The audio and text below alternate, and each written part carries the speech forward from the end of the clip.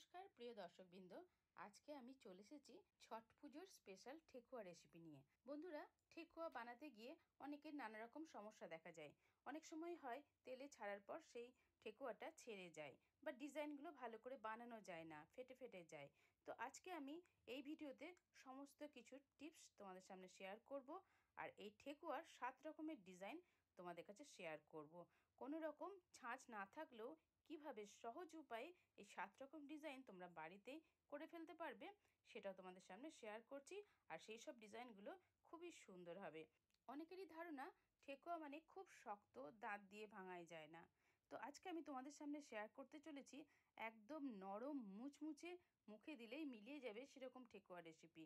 তার জন্য যে সমস্ত জিনিসগুলো লাগবে সেইগুলোর পরিমাণও বলে দেবো, আর কি কি জিনিস দিলে তোমাদের ভালো হবে, এরকম আমার মতন ঠেকুয়া হবে, আর কোন সময় অ্যাড করতে হবে, সমস্ত কিছু থাকছে আজকের এই ভিডিওতে।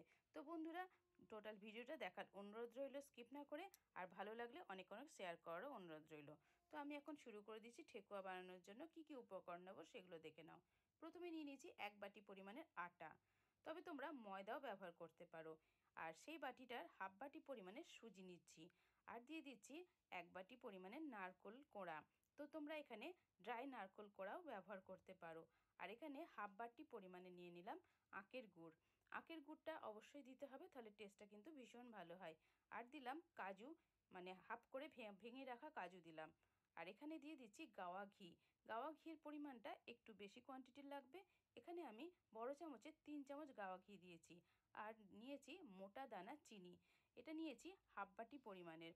এই মোটা দানা চিনিটাই নেওয়ার চেষ্টা করবে, তাহলে এই ঠেকুয়াগুলো তৈরি হয়ে যাওয়ার পর খেতে কিন্তু দারুণ লাগবে।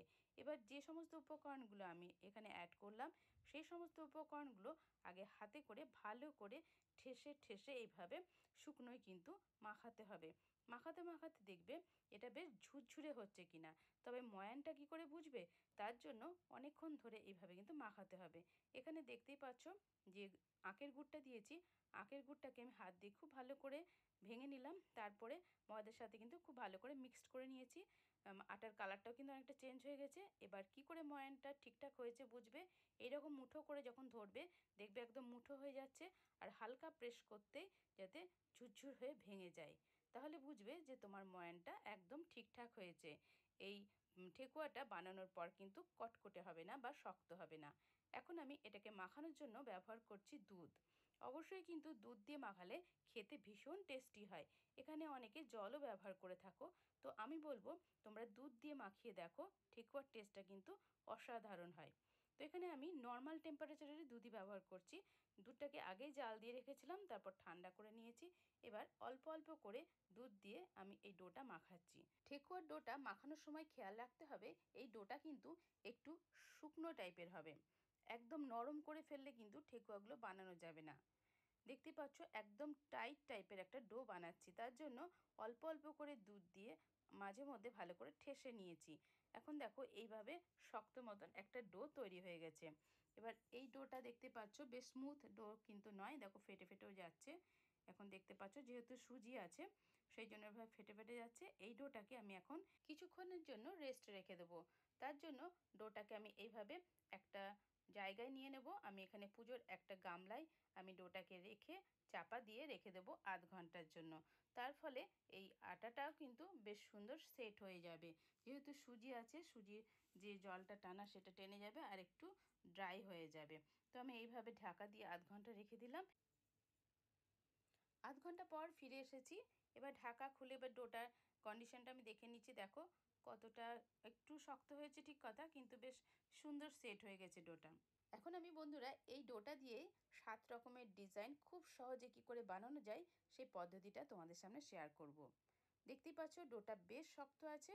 এই ডোটা একটা প্লেটে নিয়ে নিয়েছি। এবার আমি এরকম একটা প্লাস্টিক পেপার নিয়ে নিয়েছি। প্লাস্টিক পেপারের উপরে এই ডোটাকে রেখে দিলাম। দেখতে পাচ্ছ হাত দিয়ে প্রেস করার ফলেও কিন্তু খুব তাড়াতাড়ি প্রেস করা যাচ্ছে না, অনেকটাই শক্ত রয়েছে। তো সেক্ষেত্রে আমি একটা কাজ করছি, প্লাস্টিকের ওপর রাখার পর এইভাবে প্লাস্টিকটাকে কভার করে দিলাম। তারপরে বেলনা দিয়ে এইভাবে বেলার মতন করে করে এই ডোটাকে পাতলা করে নিচ্ছি। কাজটা কিন্তু আমার অনেকটাই সহজ হচ্ছে। তোমরা দেখেই বুঝতে পারছো এই থিকটা একটু মোটা রেখেই কিন্তু আমাকে কাজটা করতে হবে। তার জন্য আমি বেলনা দিয়ে এইভাবে আমি ডোটাকে সমানভাবে ঠিক করে নিচ্ছি। তো হাতে করতে গেলে অনেকক্ষণ সময় লাগতো, কিন্তু এইভাবে কাজটা করার জন্য খুব সহজে কিন্তু আমার এই ঠেকুয়াগুলো বানানো হয়ে যায়। এখন ওপরের প্লাস্টিকটা তুলে দিলাম, তারপরে হাত দিয়ে এইভাবে ভালো করে সেট করে নিলাম। সেট করার পর তোমাদের কাছে যদি এরকম কাটার থাকে সেটা দিয়েও তোমরা কেটে নিতে পারো, বা বাটি বসিয়েও তোমরা কেটে নিতে পারো। তো আমি এইভাবে কেটে নিচ্ছি, তবে একটু প্রেস করতে হবে, কারণ যেহেতু এর ভেতরে ড্রাই ফ্রুট দেওয়া আছে, ড্রাই ফ্রুটগুলো অনেক সময় কাটতে চায় না। সেই জন্য এই ড্রাই ফ্রুটগুলোর জন্য একটু বেশি প্রেস করে এইভাবে কেটে নিতে হবে। এটা একটা হার্ট শেপের আমি দেখাচ্ছি, দেখো এই হার্ট শেপের একটা আমার কাছে রয়েছে বলে এইভাবে চেপে কেটে নিলাম। কেটে নিয়ে এটা আবার আমি আস্তে আস্তে তুলে নেব। এরমভাবে কেটে নিতে কিন্তু খুবই ইজি হয়। তোমাদের কাছে যদি না থাকে তাহলে তোমরা গোল গোল করেই করবে। সেই গোল করে এরকম হার্ট শেপ হাতে কী করে করতে হয় সেটা আমি তোমাদের সামনে কিছুক্ষণের মধ্যেই দেখিয়ে দেবো। এরকম একটা স্টারের মতন রয়েছে আমার শেপ করার মতন। তো এই স্টারটাকেও বসিয়ে এইভাবে প্রেস করে নিলাম। আর যেহেতু ডোটা একটু শক্ত, বেশ হাতে করে সমানভাবে প্রেস করে বসাতে হবে, তাহলে সমানভাবে কেটে যাবে। তাহলে জিনিসটা দেখতেও ভালো লাগবে আর খেতেও তো ভালো লাগবে। নানা রকম ডিজাইন দেখে বেশ লোভ লাগে, সেই জন্য খেতে ভালো লাগে। তো এই দেখো আস্তে আস্তে ছাড়িয়ে এটাকে তুলে নিতে হবে। যেহেতু এর মধ্যে কাজু কিশমিশ দুটোই দিয়েছি, তো সেইগুলোর জন্য একটু কাটতে অসুবিধা হয়। এইভাবে আমি 3টে ডিজাইন তোমাদের সামনে কেটে দেখালাম। এবার দেখাবো বাড়িতে বাটি থাকলে বাটি দিয়েও তোমরা এভাবে কেটে নিতে পারো। কৌটোর ঢাকনা দিয়েও কিন্তু গোল আকৃতিটা করে নিতে পারো। তার জন্য যে এত সুন্দর সুন্দর শেপের দরকার কিচ্ছু প্রয়োজন নেই।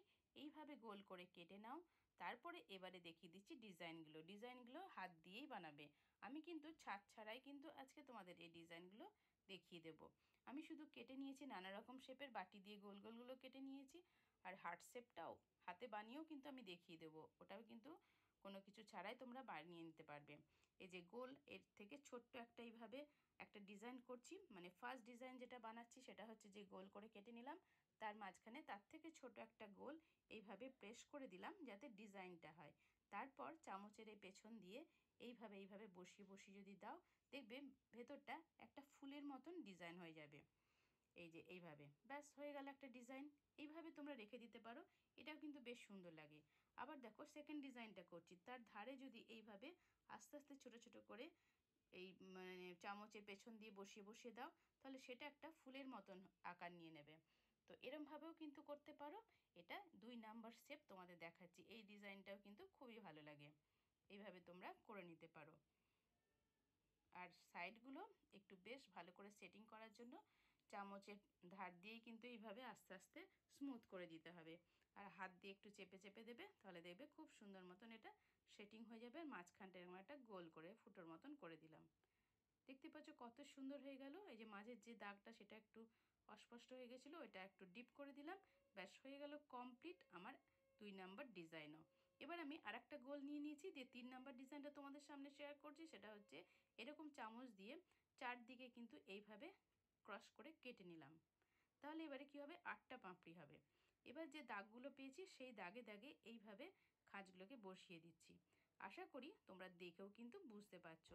এইভাবে প্রেস করে করে বসিয়ে বসিয়ে ডিজাইনটা তৈরি করতে হবে। তবে অবশ্যই তাড়াহুড়ো করবে না ডিজাইনটা তৈরি করার সময়, কারণ তখন কিন্তু বেঁকে যেতে পারে। সেই জন্য খুব হালকা হাতে এভাবে প্রেস করতে হবে আর ডিজাইনগুলোকে বানিয়ে ফেলতে হবে। যেহেতু এর ভেতরে কাজু দেওয়া রয়েছে, সেই কারণে কিছুটা অসুবিধা হতে পারে। তো তোমরা, আমি বলবো কাজু কিশমিশটা ছাড়া যদি বানাতে পারো তাহলে ডিজাইনগুলো কিন্তু ইউনিক হবে। আর কিশমিশ কখনোই দেবে না। কিশমিশটা দেওয়ার জন্য ভাজার সময় দেখবে কিশমিশগুলো ছেড়ে ছেড়ে আসে, আর তোমার ঠেকুয়াগুলোও কিন্তু অনেক সময়তে ভেঙেও যায়। তো আমি এখানে কিশমিশ কাজু দুটোই দিয়েছি, সে কারণে একটু প্রবলেমও হচ্ছে জিনিসটা তৈরি করতে। তোমাদের ক্ষেত্রে বলবো না দিলেই ভালো হয়। এবার দেখো, এবার হার্ট শেপ নিয়ে নিয়েছি। হার্ট শেপটাকে নিয়ে দেখো কাঁটা চামচ দিয়ে দাগ দাগ করে নিলাম। এবার চামচের পেছন দিয়ে এইভাবে দাগ দাগ করে মানে এই শেপটা করছি। দেখতেই পাচ্ছ কত সুন্দরভাবে হচ্ছে। এই দেখো হয়ে যাচ্ছে বেশ একটা সুন্দর একটা ডিজাইন এরমভাবে তৈরি হয়ে গেল। এবারে মাঝখানে ছোট্ট একটা হার্ট শেপ এইভাবে বসে একটু প্রেস করে দিলাম, ডিজাইনটা তৈরি হয়ে গেল। এবারে নিয়ে নিয়েছি যে স্টার কেটেছিলাম, সেই স্টারটাকে স্টারের মাঝখানে ছোট্ট স্টার দিয়ে মাঝখানটা একটু খাঁত করে দিলাম। তারপরে এরকম একটা কাঠি দিয়ে এইভাবে ফুটো ফুটো করে ডিজাইন করছি। দেখো এই সাইডে এইভাবে কাটা কাটা কাটা কাটা করে চামচ দিয়েও করতে পারো বা কাঠি দিয়েও করে নিতে পারো, যে কোনো জিনিস দিয়ে তোমরা ডিজাইনগুলো করে নিতে পারো, সেটা নিজের যে যার পছন্দের মতন ডিজাইন করতেই পারো। তারপরে চারিদিকে গোল গোল করে আবার ওই ডট ডট ডট ডট করে দিয়ে দিলাম, তো দেখতে বেশ সুন্দর লাগবে। তো এই হয়ে গেল আমার স্টারের ডিজাইনটাও কমপ্লিট। 5 নাম্বার ডিজাইন কমপ্লিট হয়ে গেল। এবারে চলে যাব 6 নাম্বার ডিজাইনে। এবার হাতের সাহায্যে প্রথমে গোল করে নিলাম, তারপরে একটু লম্বা শেপ করে নিচ্ছি। এবার দেখো তো বন্ধুরা, পাতার মতন আকৃতি কিন্তু এইভাবে বানানো যায়। আমি গত বছর ঠেকুয়ার ডিজাইনে প্রচুর পাতার ডিজাইনটা দেখিয়ে দিয়েছি, সেই সব ভিডিওগুলোর আমি লিঙ্ক দিয়ে দেবো ডেসক্রিপশনে, তোমরা দেখে নিও কী করে বানিয়েছিলাম। ফুল পাতা অনেক কিছু বানানো ছিল সেটা হাত দিয়ে, আজকে আমি এরকম হার্ট শেপটা বানানো দেখাচ্ছি। এইভাবে হাত দিয়ে চেপে চেপে চেপে চেপে এই শেপটা কিন্তু খুব সুন্দর করে হাতেই বানানো যায়, কোনো কিছু দরকারও হবে না। তো তোমরা দেখতে পাচ্ছ এইভাবে করে নিলাম। আর এই মাঝখানের কাঁটাটা চামচের পেছন দিয়ে কেটে নিয়েছি, তারপরে ওপরে ডেকোরেশনের জন্য এইভাবে বসিয়ে বসিয়ে ডেকোরেশনটা করছি, বেশ সুন্দর পাতার মতন আকৃতি হবে বলে। তো দেখতেই পাচ্ছ এইভাবে যদি তোমরা করো দেখবে এর ডিজাইনটাও কিন্তু খুবই সুন্দর হয়। হাতের কাছে সব কিছু রাখবে। যদি তোমরা মনে করো যে হাত দিয়ে অসুবিধা হচ্ছে, তাহলে হাতে একটু ঘি লাগিয়ে নেবে, সেক্ষেত্রে দেখবে কাজটা করতে অনেক স্মুথ হবে। এবারে আমি ঠেকুয়া 7 নম্বর ডিজাইনটা বানাচ্ছি। হাত দিয়ে প্রথমে গোল করে নিলাম, তারপর এভাবে চেপে নিলাম, মানে একটু চেপে চেপে চ্যাপটা করে নিলাম।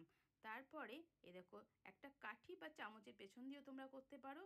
মাপ করে নেবে যেটা কটা পাপড়ি করবে। এখানে আমি 6টা পাপড়ি করব, ওই জন্য প্রথমে এইভাবে দাগ দিয়ে দিয়ে 6টা পাপড়ির সেকশনকে আমি ভাগ করে নিলাম। তারপরে এবারে কি করতে হবে না, এই ধার থেকে এইভাবে আস্তে আস্তে চেপে চেপে চেপে চেপে ডিপ করে করে বসিয়ে দিতে হবে। আশা করছি বন্ধুরা আমার এই কাজটা দেখে তোমরা নিশ্চয়ই বুঝতে পারছো। এইভাবে প্রেস করে করে এবার ফুলের পাপড়িগুলোকে আলাদা আলাদা করছি। তো এই দেখো এইভাবে আমি কাঠিটা দিয়ে বসিয়ে বসিয়ে দিচ্ছি, তাহলে শেপটা বেশ সুন্দর হবে। তবে হাত দিয়েও কিন্তু সেট করতে হবে সাইডগুলো, তা নাহলে কিন্তু এবড়ো খেবড়ো হয়ে যেতে পারে, কারণ এই ডোটা তো একটু খুব ড্রাই থাকে, সেক্ষেত্রে ফাটা ফাটা একটা ভাব চলে আসে। সেই ফাটা ফাটা ভাবটাকে মেট আপ করার জন্য হাত দিয়ে একটু চেপে চেপে বসিয়ে দিতে হবে। তো আমি এইভাবে আস্তে আস্তে ডিজাইনটা করছি। তারপরে সামনের দিকেও কিন্তু ওই কাঠিটা দিয়ে বেশ প্রেস করে বসিয়ে দেবো, তাহলে টোটাল পাপড়িগুলো যাতে আলাদা আলাদা উপর থেকে বোঝা যায়। আর মাঝখানে একটা ডট করে দিলাম। হাতে করেই দেখো বানিয়ে ফেললাম একটা ফুল ঠেকুয়া বানিয়ে ফেললাম। এটা কিন্তু দেখতে দারুণ মজার লাগে। ভাজার পরও কিন্তু এই শেপটা এরকমই থাকে। তো তোমরা বাদামটা আর কিশমিশটা এখানে অ্যাড করবে না, তাহলে পরে দেখবে তোমাদের শেপটা অনেকটাই বেটার থাকবে। সেম প্রসেসে সমস্ত ঠেকুয়াগুলো আমার তৈরি করে নেওয়া কমপ্লিট হয়ে গেছে।